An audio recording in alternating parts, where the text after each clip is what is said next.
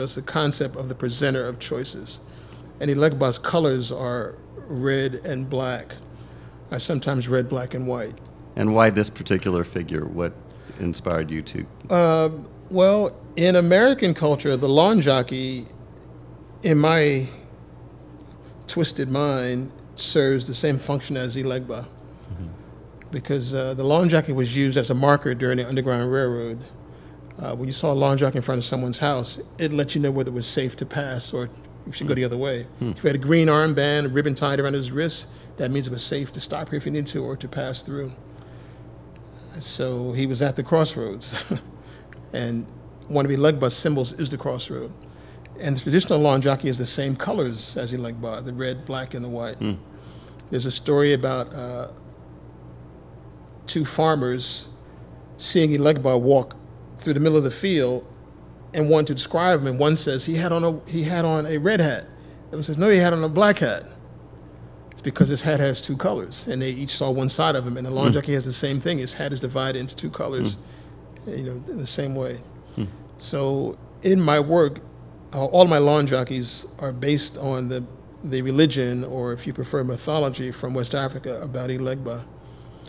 And this one came about after a trip to Brazil, where I was able to acquire lots and lots of beads.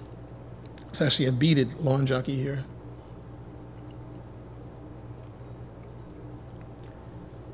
So this is the piece that goes with the Suicide Virgin. This shows her son and his group of disciples. So there's no food on the table because this is not a time to eat. This is a time for action. So they all have their AK-47s. I just want to say that piece was the first piece that I made as digital art through Photoshop. And the finished piece was a light box. So the image was printed on transparent film and installed in a box of light. I'm going to try to move through quickly so we have time for questions at this point. Yeah, I need you to help me get through it because I can talk about we will. Piece forever. So this one's pretty straightforward, I guess. You made these objects out of bicycle parts. I made them out of bicycle parts. Chawaris. Chawari's a headdress from Mali. A chawari is supposedly the animal that taught the Bambara people how to farm. And they have these ceremonies every year during planting time where they wear this wooden headdress shaped like an antelope and a big grass costume. So to keep it short, that was the inspiration for it. Okay. This is one of my favorite series of yours, which I showed in the show more Malcolm X, Birdspace. more Malcolm X stuff, and more terrorists. These pieces are all firebombs disguised as art. It's basically carved styrofoam, stuffed with flammable materials, hollowed out styrofoam, shell of a chicken, stuffed with flammable materials, and then coated with matches. So, and of course, this one very directly relates to the quote that you recited earlier. Yes, chickens coming home to roost. Because when 9/11 occurred, in my imagination, I saw two chickens coming into New York, sitting on top of the buildings and exploding. I did a drawing of that, and the chickens came as a result of that. This goes back to the idea of this subversive history of another culture. So those people were called the people of iron, or their cult was called the cult of the domestic. And these are the costumes they would wear. I tried to make it look like a page from an anthropology book. So I did one for every brand, but I've only published this brand of Silex and Sunbeam. And then we'll show a few remaining of the shoe pieces. Right. The shoe pieces, the Imelda Marcos piece just was a play on words made in the Philippines. These pieces had a deeper awareness for me because I was suddenly onto the idea that I can make anything out of anything, and I want to prove it to myself. And I said the way I can do that is through scale. So the same way that I can sit in a room of people and chairs and I can see you all as individuals, or I can see you all as one thing. In essence, you're all one thing. The core element that makes everything on the planet, maybe in the universe, is the same thing. So I want to prove this to myself by making anything out of anything. And the way to make a flower out of shoes was to make it huge. Yes. So these are 8 feet in diameter, Beautiful. and each one is probably about 3,000 shoes. And a lovely bouquet. Yeah, lovely bouquet. Still a challenge to me, the bouquet. Seeing the photographs in the gallery here, I want to make more flower stuff when I get home. After seeing Sharon Corr's work, yes. Yeah, so I made the individual flowers and I put them together to make the bouquet. That's another lawn jockey. So you know the basic of lawn jockey lore in my life is the Elegba connection. So this dream merchant, again, Elegba's presenter of choices. So and the other sculpture? The other guy is the medicine man, because the medicine for all the woes of life is love. So Cupid is the medicine man. Can't argue with that. But because we all, not all of us, I'm sorry, but because people have such cold hearts these days, Cupid can no longer use a bow and arrow. He must use a shotgun. So that's why he's got the shotgun. This is the first in a series of bronze pieces. So I now make bronze cast of my shoe sculpture. And this was the first one called The Warrior, as a one who worries. And the goal here for me was to make a figurative piece with as few shoes as possible. Because I've made lots of shoe pieces with lots of shoes. I've made heads out of hundreds of shoes. But here I really tried to reduce it down, so that's what this piece is. And another one with a reclining nude sort of figure here. Yeah. And who's this based on again? Well, this is the shoes that make up the heads were the Nicole Miller brand. So I like to name the pieces after things that are really related to the material, in most cases, whenever I can. So these are all Nicole Miller shoes? That's why, not all of them, but the heads are Nicole Miller. The heads are, And this is the front and back of the same piece. This was actually the first shoe piece that I made that didn't have a direct link to African art, where I just started to just make figures in general, which is what I'm currently doing in my studio now, just figures out of shoes. And I always make female images because they're female shoes. And then finally, this is your latest installation. Right. So made from water bottles. Yes, I said in the studio now I'm doing water bottles and shoes. But the water bottles came as I'm sitting with a friend, sitting by his pond, drinking water, relaxing, and I mash up my bottle and it looks like a fish. I said, man, I can make a mobile of fish from these water bottles. You flatten them out. You know, they're made to bend so you can kind of manipulate them a bit and take the label and put it in the back, that becomes the tail. So I was excited about water bottles, but a few months later when I had an opportunity to do this exhibition, I had no budget for the show. They didn't have any funds to support the production of new work, but I wanted to make new works. So I decided to make work out of water bottles. So the piece on the pyramid piece is called E Pluribus Unum. That's the name of the show. And it supports my idea of everything being one thing.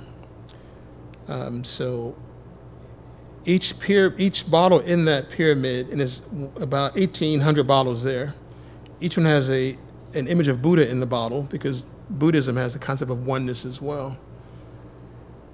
And it was great. What do you mean when you say an image of Buddha in the bottle?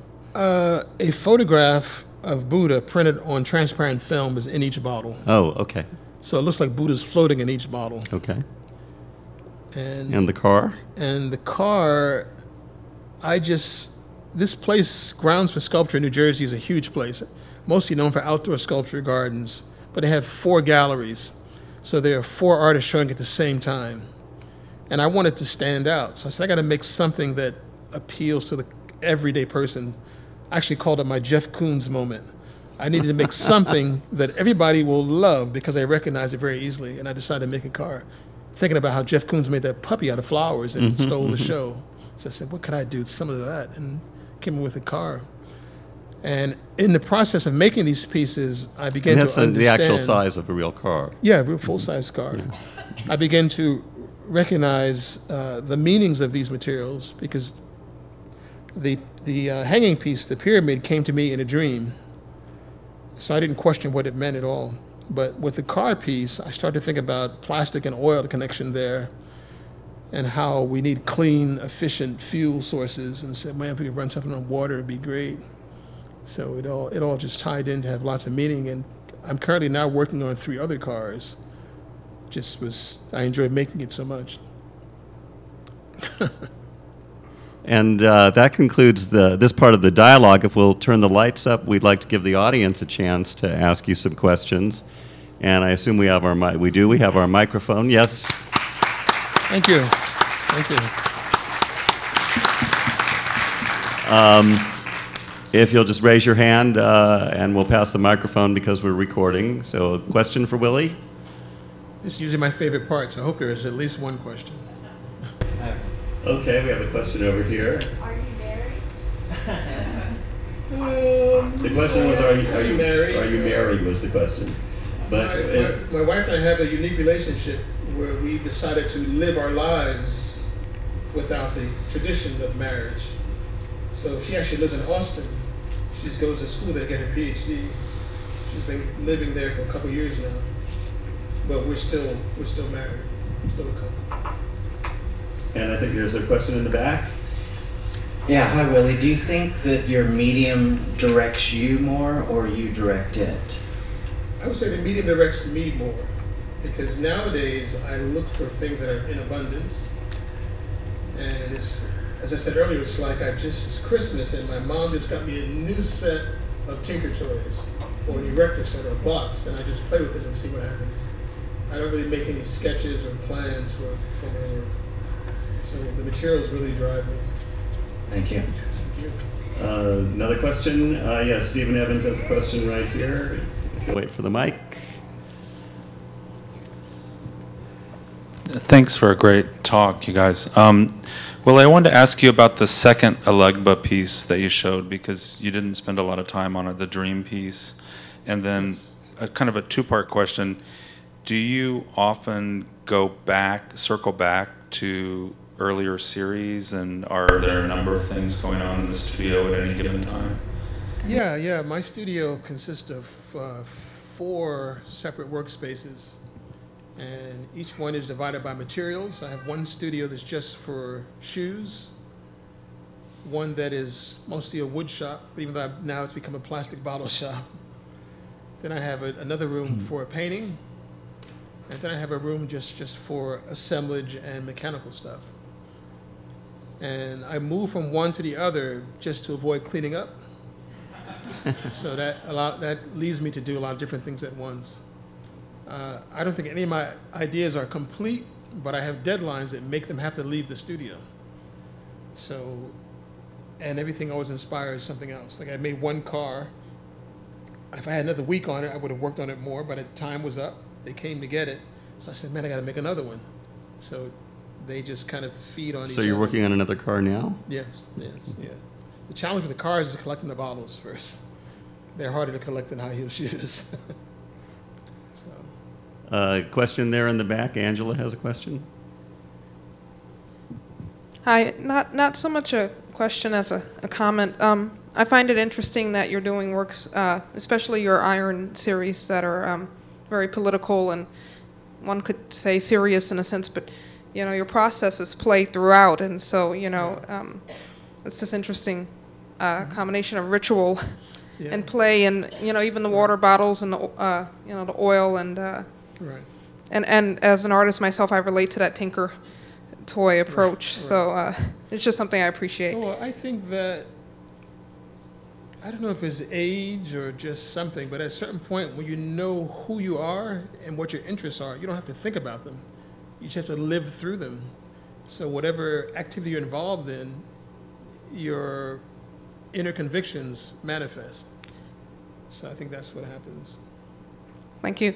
Thank you. You have another question for Willie? All the way up in the front row. Give us just 1 second to get the microphone to you.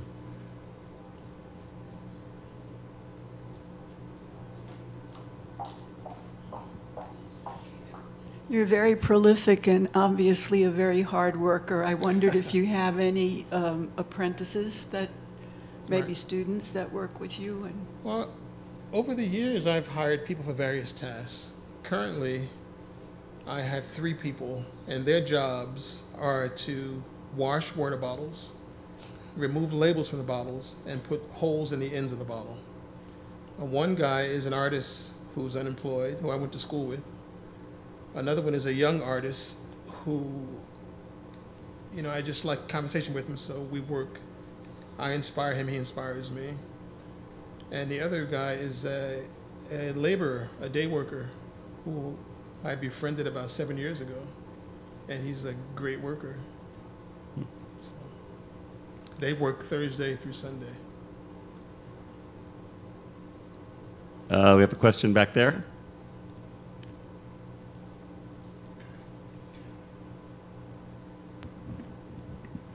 Thank you again. I really enjoyed it.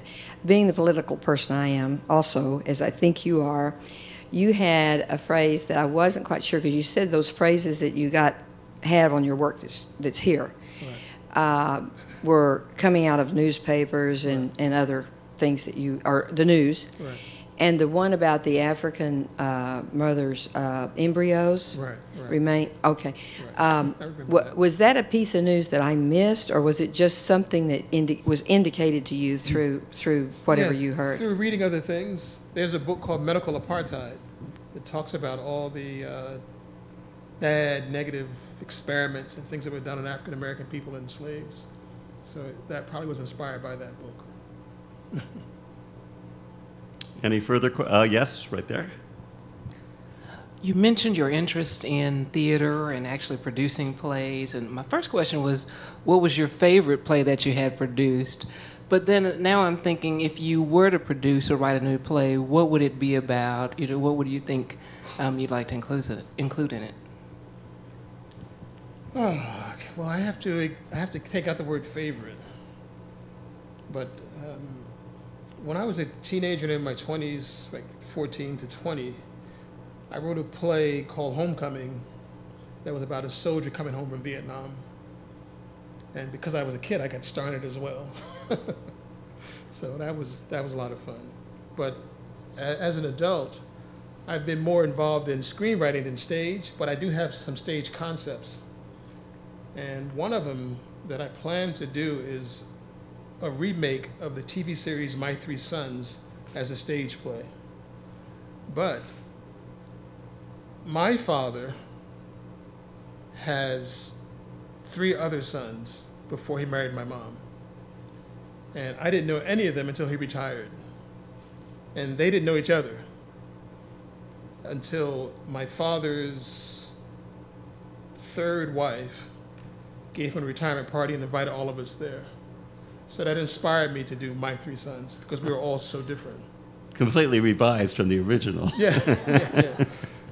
So I want to do the story of that party as a play, where we all come there. And so I have one son, and this is made up, one son who hates him, one son who wants to be like him, and I forget the 3rd son, but just the tension between those situations I find interesting. Any further questions? Well, Willie, it's been a joy to sit down with you and have a chat. Thank you so much for coming to San Antonio. Thank you. Thank you all, too.